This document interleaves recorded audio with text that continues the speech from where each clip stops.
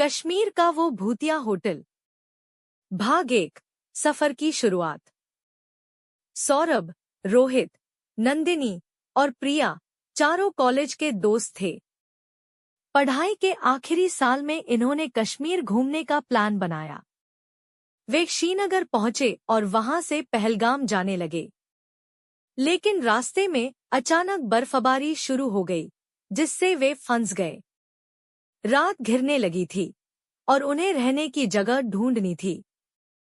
कुछ दूर उन्हें एक पुराना होटल दिखाई दिया, विंटर मून होटल।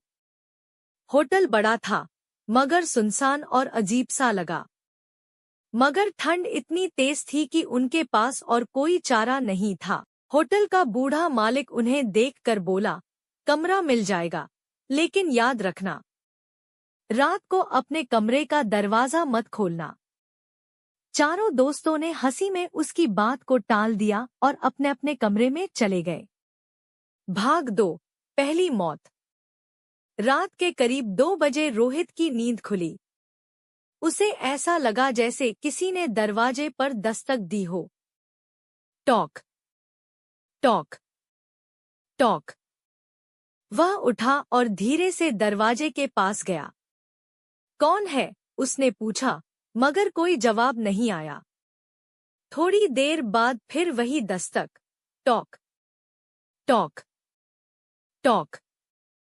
उसे लगा कि शायद सौरभ या कोई और मजाक कर रहा होगा। वह झुंझलाते हुए दरवाजा खोलने ही वाला था कि अचानक ठंडी हवा का एक झोंका अंदर आया। जैसे ही उसने दरवाजा खोला, सामने वही सफेद साड़ी में लिपटी, बिखरे बालों वाली चुड़ैल खड़ी थी। उसकी आंखें गहरी काली थी और होठों से खून टपक रहा था। तुमने दरवाजा खोल दिया, उसने डरावनी आवाज में कहा। रोहित के चिल्लाने से पहले ही चुड़ैल ने अपने लंबे नाखून उसकी गर्दन में घोंप दिए। खून फर्श पर फैल गया और रोहित की लाश ठंडी हो गई। भाग 3। दूसरा शिकार। सुबह हुई तो सौरभ, नंदिनी और प्रिया ने देखा कि रोहित अपने कमरे में मृत पड़ा था। उसके चेहरे पर डर जमी हुई थी और गले पर गहरे निशान थे। तीनों डर गए। सौरभ होटल मालिक के पास भागा और पूछा, यह क्या हो रहा है? होटल मालिक ने गहरी सांस ली और कहा, वर्षों पहले इस होटल में एक महिला की बेरहमी से हत्या कर दी गई थी। उसकी आत्मा इस जगह से बंधी हुई है। अगर कोई रात में अपने कमरे का दरवाजा खोलता है